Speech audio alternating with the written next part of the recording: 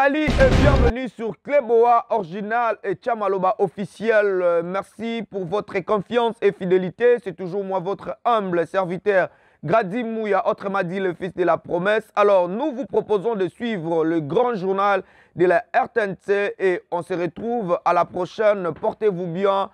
Au revoir. Télévision nationale congolaise et c'est parti pour de cette mi-journée. L'appel à la mobilisation lancé tout récemment par le chef de l'État, Félix Antoine Tshisekedi Tshilombo, a trouvé un écho favorable de la part de la jeunesse. À Goma, des milliers de jeunes se sont enrôlés dans les FARDC pour barrer la route à l'ennemi. Regardez.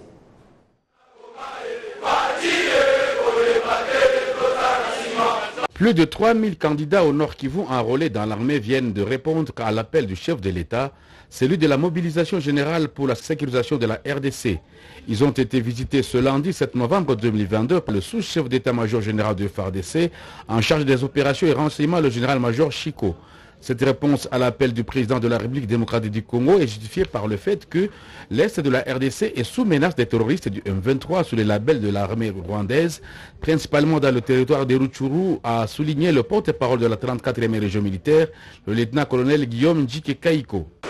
Vous avez vu la population du Nord Kivu répondre spontanément à cet appel du chef de l'État.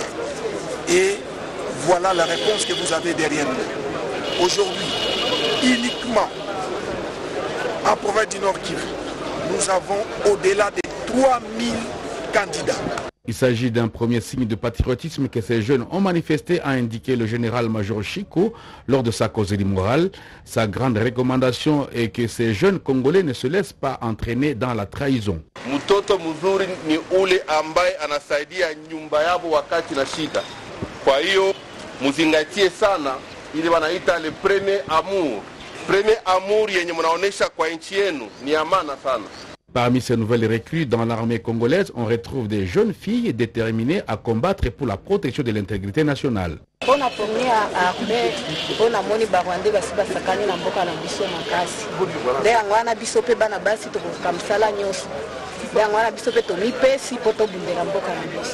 Signalons que cette causerie morale a été animée dans l'enceinte de la 34e région militaire. Alimentaire, de malnutrition, de logement sont aujourd'hui répertoriés au quotidien des déplacés de guerre du camp des Kanyaruchiya. Nous sommes là en territoire des Nyiragongo dans la province du Nord Kivu. Cette situation inquiète la population qui en appelle à l'intervention du gouvernement de la République pour des solutions idoines pouvant permettre à ces derniers de regagner leur milieu d'origine. Regardez.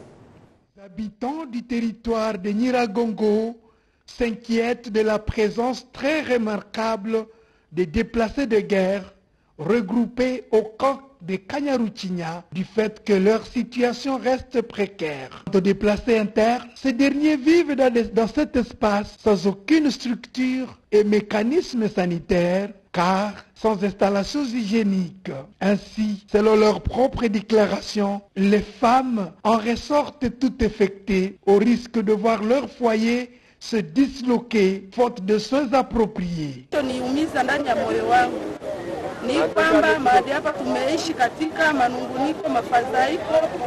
Nous sommes en train de souffrir, nous faisons face à des infections et à l'hôpital, il n'y a pas de médicaments. Le seul vœu de se déplacer et de voir le gouvernement reconquérir les localités sous occupation rebelle afin de regagner leur milieu naturel. Notez que ces victimes de guerre restent exposées aux problèmes alimentaires, donc de malnutrition, et logent dans des cases de fortune, ne sachant que faire face aux intempéries. L'Assemblée nationale a interdit au gouvernement de la République d'intégrer, mixer ou brasser les éléments des groupes armés terroristes au sein des FARDC, de la police nationale et des services de sécurité dans une recommandation adoptée hier lors de la plénière présidée par son président Christophe Mosoko Diampouanga. Mais en attendant l'adoption relative, la mesure concerne notamment les M23 déclarés terroristes au regard de l'article 2 de la Convention de l'Union africaine sur la prévention de la lutte contre le terrorisme. Suivons le président de l'Assemblée nationale à ce sujet. Qui sont pour? Debout, collègues. À l'unanimité, hein? Merci beaucoup. Qui sont contre? Qui s'abstiennent?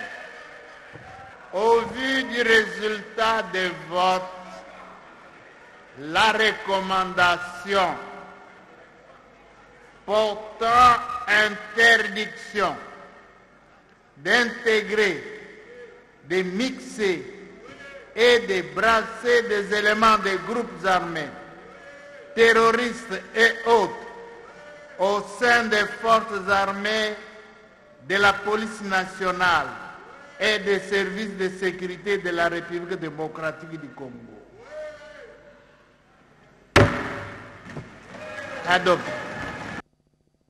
Le parti politique Ensemble pour la République de l'ex-gouverneur du Katanga, Moïse Katumbi, entend répondre au présent appel du chef de l'État et au nom de l'intérêt supérieur de la nation par le biais de son leader. Moïse Katumbi a écrit ce qui suit: à chaque fois qu'il s'agit de sauver la nation, Ensemble pour la République répond et répondra toujours présent. Écoutons.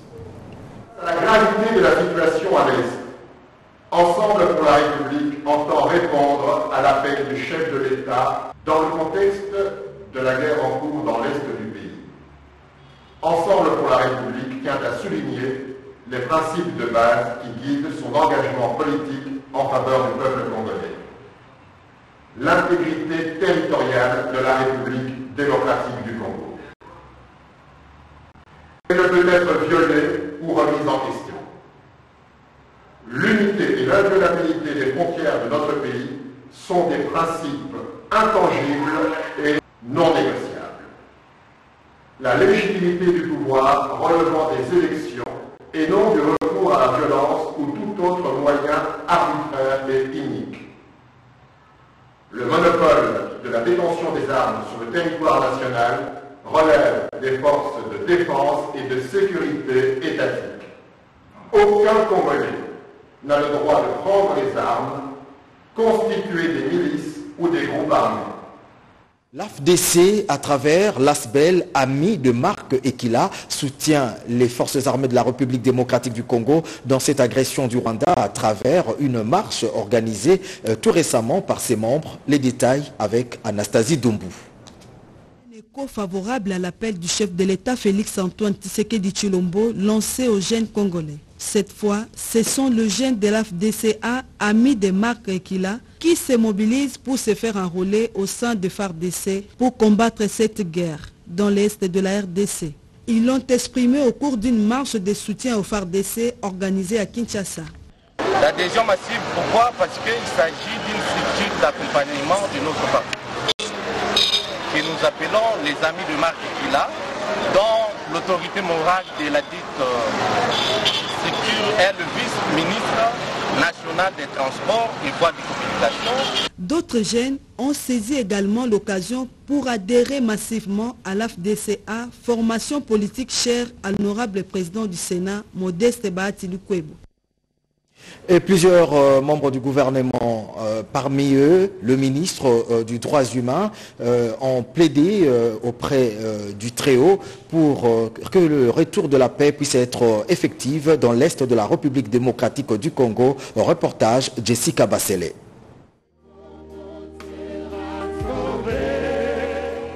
En communion de prière avec le fidèle du ministère du combat spirituel, le ministre des Droits humains, à genoux, signe d'humilité, implore la main puissante et agissante de Dieu contre l'ennemi de la RDC. Les plus cités demeurent le Rwanda, sous-traitant le terroriste M23 pour massacrer de familles dans l'est de la RDC. Que l'Éternel s'élève pour la RDC, que l'Éternel manifeste sa bonté pour la RDC. Nous allons tous prier au nom de Jésus. Répondant à l'appel lancé par le garant de la nation lors de son adresse, le ministre Fabrice Pouela a invité le combattant d'intercéder en faveur de FARDC engagé au front pour une victoire écrasante. Mboka oyo yangonde nzambe apesa biso mususu te. Toyebike na mukolo lelo bitumba eza makasi kuna epa bandeko na biso na Esta République. Bakunzi na biso kobana na président de la République Félix Antoine Tshisekedi na premier ministre bazolala te na bakonzi ya mampinga. Ma requête aujourd'hui est que tosambela makasi pona kimia ekota na mboka na biso. Honoré par la présence du ministre des Droits humains, le président de la Fondation Olangue Osho, Alain Gabriel Olangue, l'a rassuré du soutien de chrétiens du combat spirituel au FARDC. Lève-toi, Seigneur, pour nous secourir. Et puis suivons à présent dans la province de l'Ituri où le gouverneur militaire qui ne ménage aucun effort pour garantir la sécurité de la population ainsi que de biens. Plusieurs bandits à main armée ont été appréhendés. Regardez. Un groupe de 11 bandits à main armée, munis d'armes à feu, avec chargeurs garnis et des machettes, arrêtés par la police, présentés ce mardi au gouverneur militaire. Le commissaire provincial de la PNC à Ituri, le commissaire divisionnaire adjoint Ngoï Sengelo Akio, parle de leur arrestation. La tentative d'assassinat de M. Tibasima Kabagambe Siméon au quartier Salongo en date du 30 octobre 2022. Le deuxième groupe est constitué de plusieurs criminels évoluant de jour comme de nuit, en volant, violant. Un bandit présumé auteur de tentatives d'assassinat d'un habitant du quartier Salongo passe aux aveux. J'ai été arrêté parce que Samy nous a envoyé tuer Siméon, car ce dernier nous a promis $1000 après que cela soit fait. Cette action de la police est saluée par cette femme qui a vu ses biens volés récupérés. Je remercie le travail abattu par la police, car c'est grâce à elle que je puis retrouver mes biens volés. Au gouverneur militaire de l'Ituri, le lieutenant-général Lubuya Nkashama Johnny, d'encourager le travail abattu par la police avant de réaffirmer la détermination de l'administration militaire à lutter contre l'insécurité dans la ville de Bunia et ses environs. Mon général, je tiens vraiment à vous féliciter, à féliciter notre police, à féliciter notre armée comme je l'ai dit, et que je pense que nous sommes sur le bon chemin. Cette opération menée par la police rassure la population de Bunia et environ qui ne jure qui par le soutien et l'accompagnement de l'administration militaire dont les actions dans le cadre de la lutte contre l'insécurité sont palpables. Pour preuve, il s'observe une accalmie sur toute l'étendue de la province depuis plus d'un mois. C'était un reportage de Junior Selemani. Au Maniema, le gouverneur par intérim a présenté au vice-premier ministre, ministre de l'Intérieur, Daniel Assel Okito, le tableau sécuritaire de sa province, caractérisé notamment par la naissance de deux groupes de miliciens qui se disputent de leadership à Kabambare et à Kasongo. Regardez. L'agression rwandaise au Nord Kivu fait déjà craindre les autorités de la province du Maniema qui risquent de subir les effets collatéraux de cette guerre. Déplacée expressement pour Kinshasa, cette délégation conduite par le gouverneur intérimaire qui veut prendre déjà des dispositions nécessaires est venue saisir en urgence le vice-premier ministre, ministre de l'Intérieur pour trouver des solutions urgentes. Autre problème soumis au patron de la territoriale par ses hôtes, c'est celui du bicéphalisme qui s'observe au sein du groupe armé Maïmaï basé à Kabambar, une situation qui pourrait entraîner un conflit communautaire. L'Est du pays traverse une période très cruciale d'insécurité et que la province du Maniema, c'est une province voisine du Nord Kivu. Les effets d'entraînement de cette guerre peuvent arriver dans la province du Maniema. Et aussi, la province du Maniema est confrontée à une guerre interne. Des miliciens Maïmaï qui sont basés à Kabambare. Ce groupe armé a connu une défection, une division en interne, et avec cette division des groupes armés, on devrait arriver à ce qu'on appelle la guerre communautaire. Le numéro 1 de la sécurité nous a donné des orientations pour prendre en charge cette situation sécuritaire. Le gouvernement de la République consent des efforts afin que règne la paix et la sécurité, a rassuré Daniel Asselo Kitowako et à ses hôtes. De mécanismes seront mis en place pour anticiper le risque, notamment un conflit communautaire dans cette partie du pays.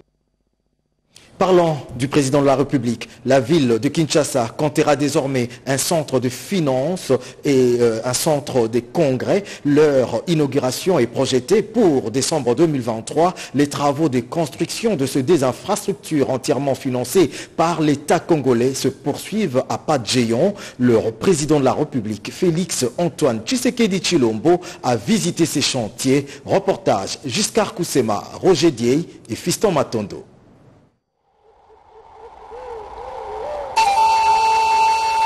Quelques mois après la signature d'un contrat entre les gouvernements congolais à travers le ministère des Finances et l'entreprise de construction turque Milvest Company, de grands travaux de construction de 5 immeubles s'exécutent à pas de géant en plein quartier d'affaires de Gombe. En seulement 90 jours, de grosses œuvres sont sorties des terres dans l'espace compris entre le ministère des Affaires étrangères, l'Athénée de la Gombe et les palais de justice. Ces complexes immobiliers devraient comprendre des tours jumelles du centre des finances de 26 étages, 2 autres tours de la même hauteur du centre des congrès et un hôtel 5 étoiles avec tous les services annexes. C'est pour se rendre compte de l'évolution des travaux de ces immeubles modernes que le président de la République, Félix Antoine Tshisekedi Tshilombo, a effectué ce mardi en début de soirée une visite d'inspection sur place. Le chef de l'État s'est d'abord rassuré des conditions de travail et traitement des ouvriers congolais avant de s'entretenir avec l'équipe turque en présence du ministre des Finances, celui du budget et leurs collègues des affaires foncières. Suivant les explications de M. Touran Mildor, le patron du groupe Milvest, dans les 5 prochains mois, toutes les grosses œuvres seront exécutées et les immeubles seront remis clé en main en décembre 2023. Cette visite d'inspection a aussi permis au chef de l'État, Félix Antoine Tshisekedi Tshilombo, de se rendre compte de l'extension du site qui englobe désormais la direction générale de l'Office des routes délocalisées. Avec ces 2 tours jumelles d'architecture moderne et futuriste, le centre des finances de Kinshasa abritera entre autres les cabinets du ministre des Finances, celui de son collègue du budget et plusieurs services relevant de ces 2 institutions, les tout à un jet de pierre de la Banque centrale du Congo. Quant au centre des congrès, il sera constitué entre autres d'un amphithéâtre de 3000 places, des salles de conférences et autres auditoriums ultramodernes.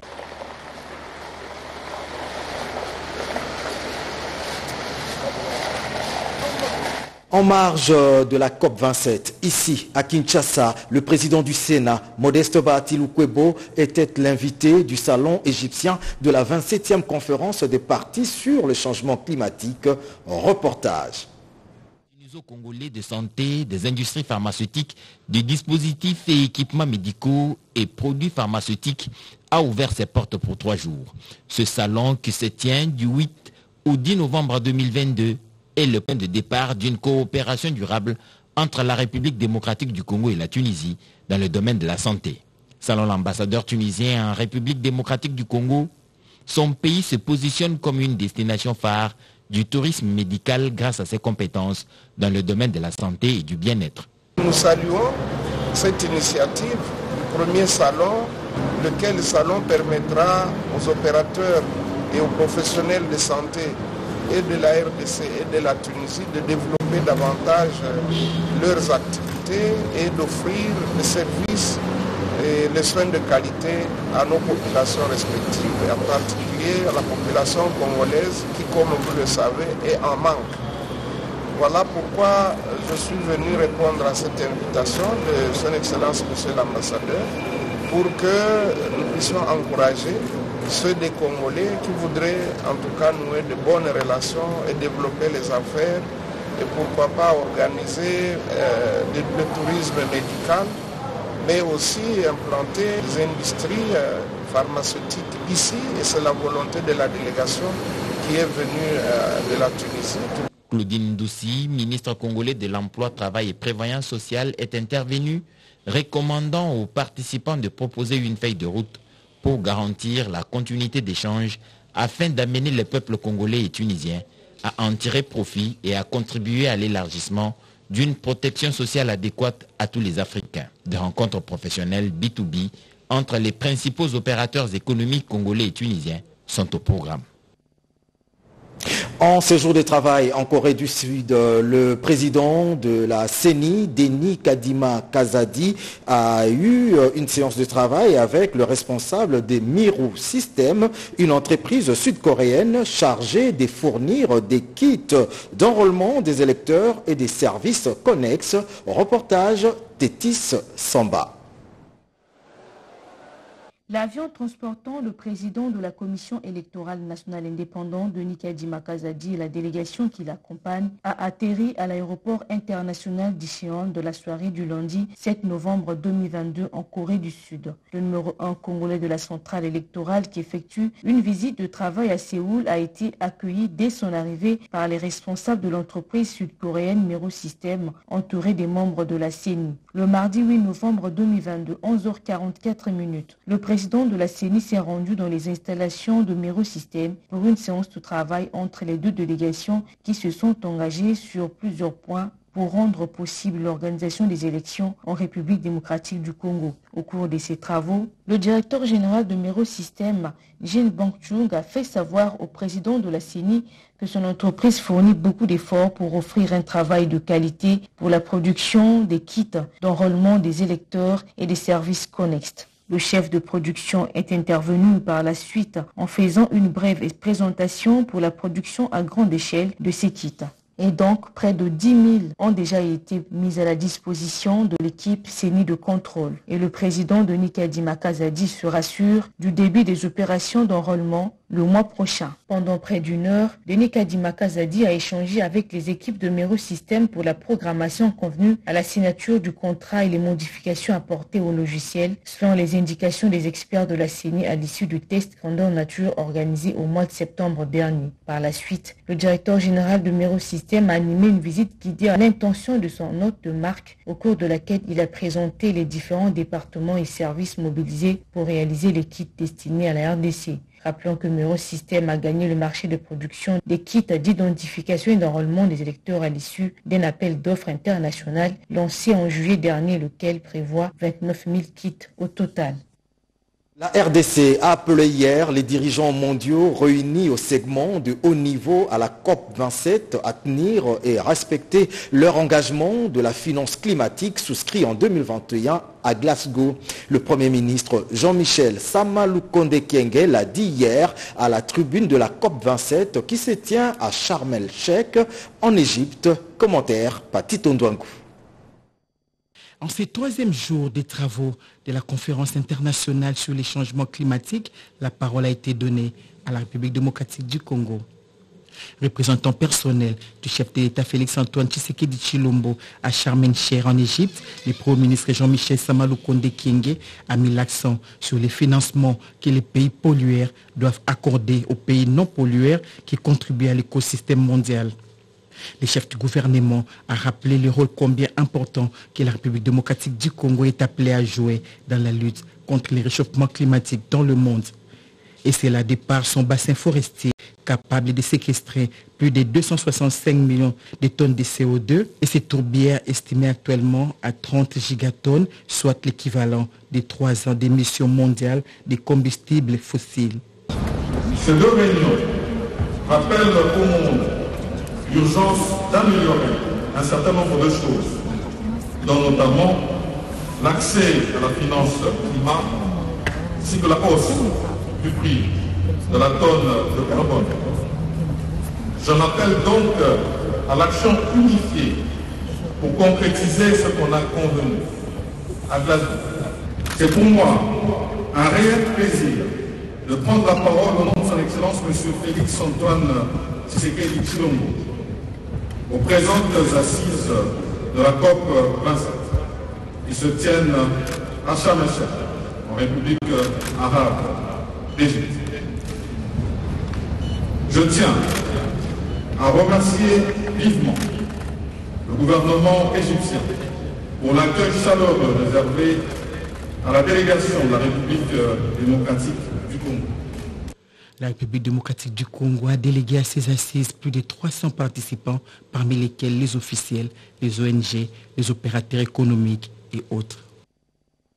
Restons toujours en Égypte, en marge des travaux de la 27e conférence des partis sur le changement climatique qui se tient à Sharm el-Sheikh en Égypte. Le Premier ministre Jean-Michel Samalou Konde Kyenge, représentant personnel du chef de l'État Félix-Antoine Tshisekedi Tshilombo, a reçu en audience le président de la République de Pologne, M.